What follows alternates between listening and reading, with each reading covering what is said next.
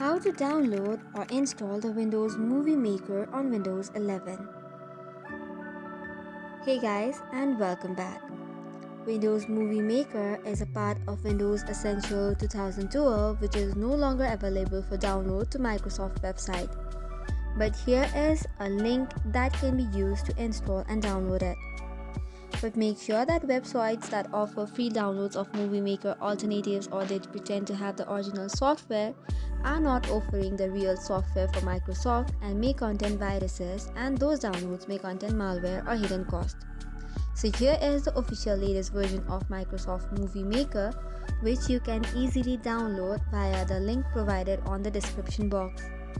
For this, there can be the Google Drive download link or the direct download link that you can use and follow the on-screen prompts in order to download the instructions. Make sure that you fix the common errors such as installation problem code 0x800. For this, you have to check for a stable network connection and .NET Framework 4. That also can be downloaded via the description box, and make sure to unlock the installer as well. So this is all for today's video. For more such contents, do not forget to hit the like and subscribe button.